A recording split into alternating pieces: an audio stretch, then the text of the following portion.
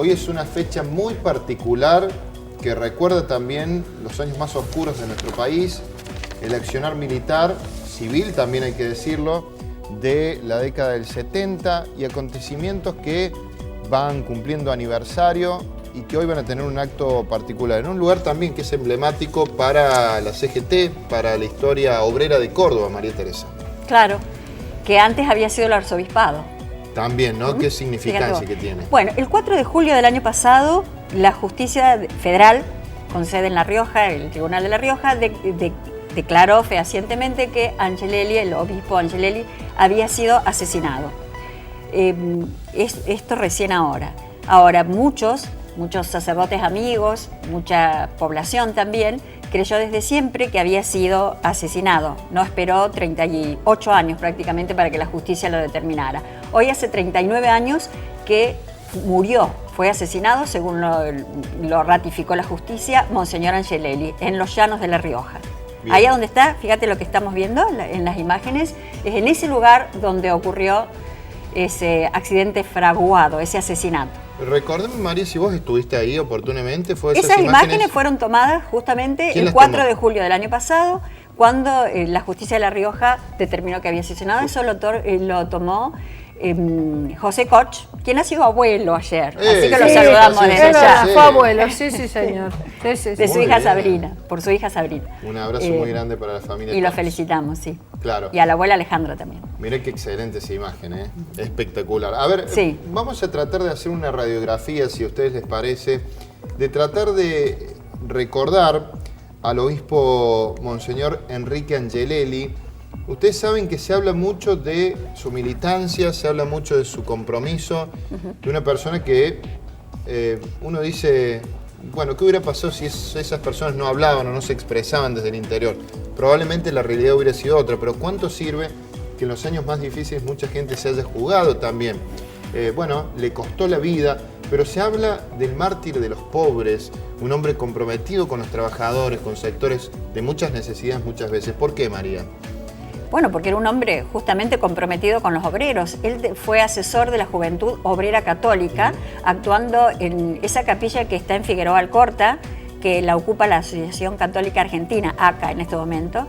Él trabajaba ahí, esa era su parroquia, y era asesor de la Juventud Obrera Católica. Participaba en todo tipo de manifestación cuando los obreros se despedían obreros de distintas fábricas, estamos hablando ya entre el 52 y el 61, me parece que fue. Bueno, trabajaba junto a los obreros, como también lo trabajaba Mariani, ¿no? Con obreros y estudiantes. Por eso era comprometido. Bien. Sobre el acto que se va a realizar esta tarde, que han elegido como epicentro la antigua sede de la CGT, que bien vos recordabas, es un dato que lo hace más emblemático el lugar. Claro, obispo y... arzobispado primero, y luego CGT. Luego CGT, en la época del peronismo, si no me equivoco, se le fue otorgado a los trabajadores. Sí, Perón, en su primera presidencia. El acto fue organizado por la organización, valga la redundancia, Tiempo al Latinoamericano, y los sacerdotes amigos de Angelelli. Veamos la primera nota sobre este acto de esta tarde. Bueno, en primer lugar es el lugar físico que hemos elegido, que es la antigua sede de la CGT, ahí en Vélez Sarsfield 137, porque hemos querido rescatar, reforzar el compromiso de Monseñor Angelelli con los trabajadores como asesor de la JOC, acá en Córdoba, Juventud Obrera Católica, como participante en esos años en varios conflictos sindicales de los municipales, de Fiat, de los mineros en Malagueño, de las pilas Soltron en Jesús María. Al cumplirse 39 años del asesinato de Monseñor Enrique Angelelli en La Rioja, se realizará hoy en Córdoba, en la sede de la antigua CGT, un homenaje, un poco por su carácter obrero, otro poco por su carácter religioso. Porque esa casa, antes de ser sede de la CGT, que fue tan importante para el movimiento obrero por la recuperación de la CGT en la época de Atilio López, por haber sido el ámbito deliberativo de los gremios para resolver una jornada tan importante como la que desembocó en el Cordobazo, es unir, bueno, ese local fue antes sede del obispado también, O sea que Monseñor Angelelli recorrió esa casa antes como cura, como seminarista, como cura, y después estuvo en contacto con los trabajadores cuando ya fue sede de la CGT. Por eso es en ese lugar. El acto será a las 19:30. Se presentará también una exposición de fotos, no solo de Angelelli, sino también de documentos de los servicios secretos que informaban sobre el obispo. Asimismo, se hará un homenaje al padre Guillermo Quito Mariani por su compromiso ya desde entonces. El padre Mariani, que no fue testigo en el juicio, sin embargo estuvo presente en el juicio a través de palabras que desgravaron los servicios de inteligencia de lo que él dijo el mismo día de las exequias en el atrio de la catedral en La Rioja, hablando en representación de los sacerdotes de otras diócesis, y afirmó con un lenguaje propio de las circunstancias que Angelelli había sido asesinado, que no era una muerte fortuita en un accidente. Y nos parecía justo hacerlo personificándolo en él, pero también haciendo presente a otros que en ese momento dijeron que lo de Angelelli había sido un crimen. Contábamos la historia, contábamos también en nombre de Baronetto la actividad que se va a realizar también esta tarde, que hizo un poco de historia también, ¿no? Claro. Acuérdense que es a las 19:30, ¿no? Ahí en Avenida Belzarfield, 137. Y hablando y retomando la historia de que él pasaba, Monseñor Angelelli, en aquella época, él sabía que estaba corriendo peligro. Habían matado a Wenceslao Pedernera, que era un cooperativista, un campesino. Habían matado ya a los 2 sacerdotes, Longueville y Muria, el 18 de julio de 1976. Y él inclusive había dibujado un círculo entre sus amigos, lo contaron en el juicio y antes también, de cómo se iba cerrando el círculo sobre él. O sea que él tenía miedo. Y le había mandado una carta al nuncio apostólico entonces, que se llamaba Piolaghi en ese momento, advirtiéndole de la situación. Baronetto cuenta más o menos esto. Vamos a escucharlo. El Papa hizo 2 cosas importantes, me parece a mí. Durante el juicio, también a raíz de una iniciativa que nos llegó y se le hicimos llegar al obispo de La Rioja, que tuvo un reflejo rápido, porque ya se habían vencido los términos de la prueba, le mandó un correo al Papa y el Papa al otro día encontró una carta que no se había encontrado en el episcopado ni en la nunciatura, que Angelelli le había mandado a Piolaghi diciéndole que estaba siendo amenazado. Esa carta llegó al Vaticano 25 años después. Eso lo envió el Papa y entró en el expediente. Y lo otro positivo ha sido que, bueno, lo que dije recién, que ha dado a través de la Comisión de los Santos, que se llama, el ok para que se empiece el proceso canónico tendiente a demostrar el martirio de Monseñor Angelelli, que de alguna manera, al no haber sido muerto con balas, digamos así, requería de la palabra de la justicia. O sea, la justicia tenía que decir si había sido muerto en forma intencional o no. Dicha esa palabra por la justicia, presentado el caso del pedido de beatificación por el obispado de La Rioja, aprobado por el Papa, empieza entonces ahora un estudio que se hace como en todo proceso para demostrar la virtuosidad de Monseñor Angelelli y poder ser puesta a la consideración de los fieles católicos. Bueno.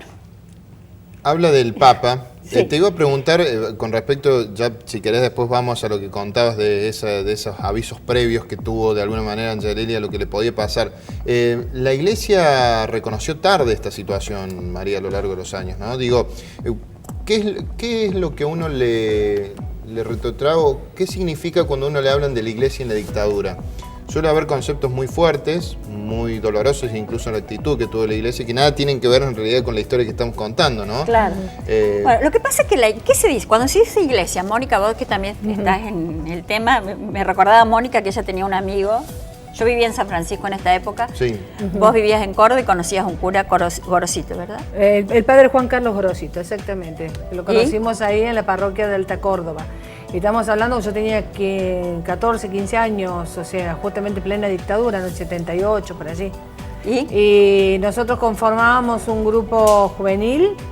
Él era de pensar distinto, venía de sufrir una persecución muy grave, inclusive si vos lo googleás, habla de la persecución que él sufrió allí en la curia de Paraná. ¿Y saben por qué? Porque había sido el asistente personal de Monseñor Angelelli. Bueno, entonces cuando vos decís iglesia, en realidad decís el pueblo de Dios, ¿no es cierto? Y la iglesia tuvo víctimas y tuvo victimarios. Incluso los primeros hay muchas víctimas, el padre Mujica, todos aquellos que, incluso gente que estuvo en organizaciones armadas, estuvo inspirado en la teología de la liberación, que era lo que predominaba después del Concilio Vaticano II en 1962. Así que decir la iglesia así en general es bastante relativo, ¿no? Eran los llamados tercermundistas. Eran los llamados tercermundistas. Claro. Sí, sí. Que era mala palabra. Claro, hay algunos... En el año 66 fueron un montón de profesores expulsados de la universidad. El padre Mariani, no lo vamos a poner hoy porque no va a haber tiempo, pero él ocupó lo que es esa capilla que está ahí en Figueroa Alcorta, al 400, que es donde trabajaba el padre Mariani, en defensa de estos profesores que habían sido echados. O sea, había una izquierda... Ahora podríamos decir izquierda o los curas tercermundistas, y estaban los que los combatían dentro de la misma. Ahora, la jerarquía de la iglesia siempre no los protegió a estos curas tercermundistas, que son aquellos que actuaban en las villas, que estaban apoyando a los obreros, que apoyaban a los estudiantes. Entonces, eso es, la iglesia tiene eso, víctimas y victimarios. Yo me recuerdo, discúlpame, nosotros allí en Alta Córdoba teníamos un grupo juvenil muy grande y el padre Gorosito había logrado lo que no se lograba mucho en ese entonces, que era llenar las iglesias, y él las llenaba, y las llenaba de mucha juventud, y él nos sabía contar a nosotros justamente las vicisitudes que tenía acá con la curia, con Primatesta, definitivamente. Él quería levantar una nueva iglesia, la comenzó a levantar, pero fue tal el cansancio, tal la persecución, que finalmente no la pudo terminar. Fíjate vos, ahí a la iglesia del Carmen en Alta Córdoba. Y bueno, y luego se refugió en las misiones africanas, en Argüello, porque era la única manera de estar, digamos, de estar más tranquilo. Pero lo que sufrió, nada más que por ser el asistente personal de Monseñor Angelelli, él siempre nos contaba que era muy fuerte, sufrió muchísimo porque es un hombre muy bueno. María, ¿qué más te dijo Baraneto? Contanos, a ver. Bueno, recién estábamos viendo la actitud del Papa actual, del Papa Francisco.